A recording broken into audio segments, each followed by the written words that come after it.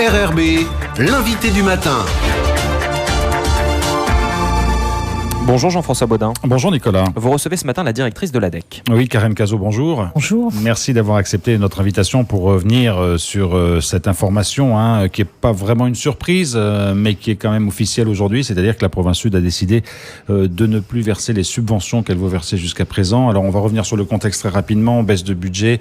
La Calédonie n'arrive pas à boucler, la province Sud n'arrive pas à boucler son budget et elle estime que c'est au gouvernement de prendre en charge cette subvention annuelle. Alors, où en est-on aujourd'hui? Qu'est-ce qui se passe? Est-ce que vous pouvez nous expliquer quelle est la situation précise? Alors écoutez, la situation précise, déjà, j'ai été officiellement destinataire du courrier de la province Sud et c'est pour ça que je n'ai pas voulu réagir avant par rapport à ce qui pouvait se diffuser sur les réseaux sociaux. Lors du débat d'orientation budgétaire. Déjà. Voilà, déjà. Donc la réaction de l'enseignement catholique, c'est de dire l'architecture institutionnelle, en tout cas l'organisation institutionnelle du pays, n'est pas du fait de l'ADEC. L'ADEC n'a pas posé les répartitions des compétences, qui doit faire quoi, etc. Je rappelle quand même qu'en 1951, l'enseignement catholique était déjà subventionné et c'était subventionné par le territoire et non pas par les provinces. Les provinces n'existaient pas à ce moment-là. Donc, si vous voulez, on n'a jamais entravé le bon fonctionnement des institutions en Nouvelle-Calédonie. Aujourd'hui, il y a les restrictions budgétaires que l'on peut comprendre. Le problème, il est que la province Sud nous annonce aujourd'hui, en tout cas la date du courrier date du 20 novembre, pour le 31 décembre, en disant on suspend, on résilie la convention que l'on a avec l'enseignement catholique et on renvoie bien sûr la compétence au territoire. L'ADEC, elle n'est pas là pour dire qui doit payer. L'ADEC, elle veut juste pouvoir continuer à exercer sa mission de service public d'éducation. Je le rappelle, 15 000 élèves. Aujourd'hui, c'est quand même 246 personnels qui sont concernés par cette mesure. Voilà, il y a beaucoup d'inquiétudes au niveau des personnels, mais aussi, bien sûr, des inquiétudes au niveau des familles. On parle de quelle somme?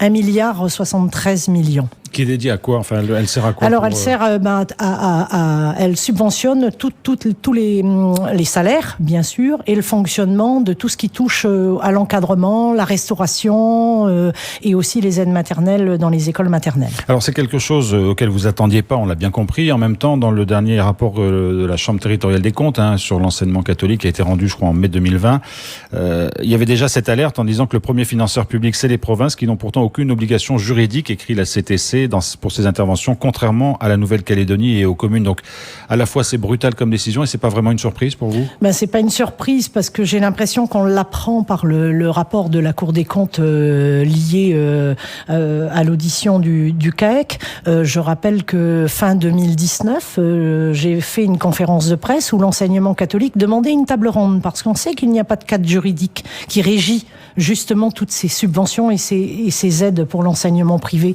Mais je rappelle qu'en 2005, il y a eu le livre blanc, où on le demandait déjà.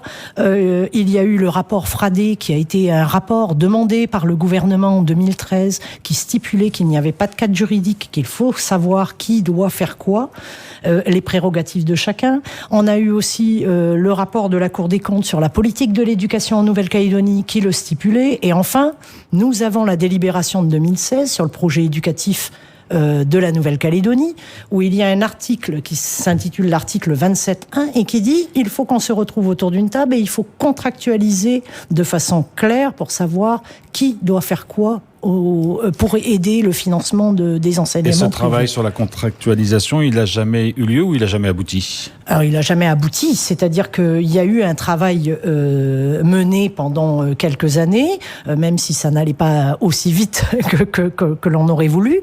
Et puis, depuis maintenant 2 ans, c'est resté lettre morte, quoi. Voilà. Alors, vous avez reçu ce courrier le 20 novembre. Tout à fait. Avez-vous dit qu'est-ce qui s'est passé depuis? Est-ce que vous avez rencontré les responsables de la province Sud ou du gouvernement pour évoquer cette situation? Alors c'est ce que je voulais réagir, parce que autant il y a le fond, mais il y a aussi la forme. On nous envoie d'abord, ça passe par les réseaux sociaux, même si le débat d'orientation budgétaire avait eu lieu, mais les réseaux sociaux s'emparent d'un document. On m'envoie un courrier recommandé avec accusé-réception pour signifier qu'au 31 décembre, il n'y aura plus ce milliard 73 millions, en tout cas pour le fonctionnement de la DEC en province sud. Et puis ensuite, on me sollicite pour me rencontrer, pour m'informer du contenu de cette lettre. Je trouve que la méthode voilà, ça manque un petit peu de considération, ou en tout cas d'humain, parce que j'aurais préféré peut-être qu'en amont on se concerte, et pas l'inverse, à recevoir un écrit recommandé à R pour le signifier. Qu'est-ce qui va se passer maintenant ? Eh bien maintenant, je crois que le compte à rebours est donné. Le 31 décembre, c'est demain. Il faut absolument que nos institutions, nos élus, nos politiques, en nous associant, on puisse trouver une solution pour trouver ce financement, pour essayer déjà d'échanger, de discuter, de façon à ce que le 31 décembre, l'enseignement catholique, ce qu'elle attend, c'est que on appose nos signatures sur une nouvelle convention, quel que soit le bailleur.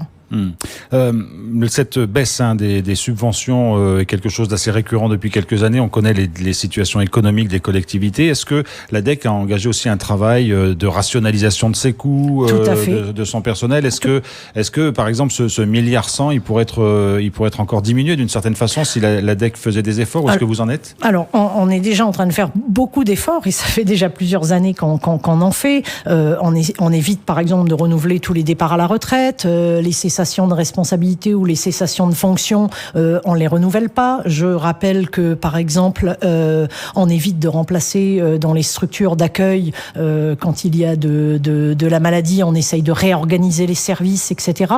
Voilà. Après, on est quand même une institution éducative, et quand on a des élèves, que ce soit dans une structure d'accueil ou dans une classe, il faut que ce soit encadré. Donc il y a des limites aussi aux économies. On est en train de mettre en place, en lien bien sûr avec la législation du travail, un plan de mesures quinquennales pour nous permettre de nous retrouver à l'équilibre le plus rapidement possible. Il est vrai que ce plan de mesures quinquennales nous interroge, quand on voit que il va nous manquer 1 milliard au 31 décembre. Le 31 décembre, il faut savoir que janvier, c'est le lendemain. Il faut payer les personnels, c'est 93 millions par mois qu'il faut de masse salariale au niveau de la province sud. Donc je crois qu'il est urgent que l'on trouve, et en tout cas que l'on se remette vite autour d'une table pour trouver des solutions. Si les conditions ne sont pas réunies, bien sûr que la rentrée peut être compromise. Est-ce qu'il existe un travail sur le coût que représente un élève dans l'enseignement privé par province ? Il y a eu un travail, et c'est le rapport Fradé qui avait fait la demande du gouvernement.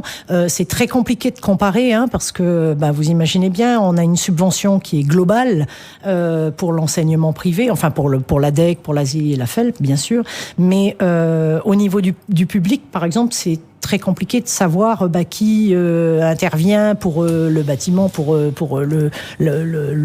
à part les enseignants qui sont liés à la mise à disposition globale et gratuite, c'est tout. Alors vous recevez des provinces cette subvention globale. Est-ce que vous accepteriez que cette subvention soit plus fléchée, ou est-ce que finalement ça appartient vraiment au travail de l'enseignement catholique de voir à quoi sert cette subvention ? Mais je crois que de toute façon elle est déjà fléchée, cette subvention. Je rappelle que tous les ans, au 30 avril, suite à la validation et la certification des comptes par le commissaire aux comptes et la présentation des comptes au CAEC, nous envoyons tous les comptes détaillés, les comptes agrégés, bien sûr, de la DEC, que ce soit au commissariat, au président du gouvernement, aux 3 présidents des provinces, à l'ensemble des communes où on est présent, Donc voilà, il y a une transparence totale sur l'utilisation des subventions, en tout cas que les collectivités nous accordent. Alors Karine Cazot, on a bien compris l'urgence, puisque tout doit être réglé avant le 31 décembre. Quelle est la suite maintenant ? Est-ce que vous avez déjà un contact avec le gouvernement ? Comment vont se passer les discussions ? Alors, depuis vendredi, donc j'essaie d'avoir bien sûr un entretien avec Monsieur le Président du gouvernement pour que l'on puisse discuter sur cette situation. Pour le moment, je sais que il doit revenir vers moi pour me proposer une date de rencontre. Je suis en attente. Il y a de l'inquiétude dans votre personnel, il y a sans doute de l'inquiétude chez les parents d'élèves. Il faut aussi un peu rassurer tout le monde, c'est-à-dire qu'on n'imagine pas quand même que la rentrée 2015 se fasse sans les établissements de l'enseignement catholique. Non. La rentrée 2021, pardon. Excusez-moi. Non, bien sûr. Et je pense que, et je le répète, il faut avoir foi en la responsabilité de chacun, et on arrivera à trouver certainement une solution à cette situation qui est très problématique aujourd'hui. Sans compter que aujourd'hui c'est la province sud. Pour le moment, la province nord et la province des îles ne m'ont pas envoyé en tout cas ce courrier de cette nature, mais ça pourrait aussi peut-être arriver.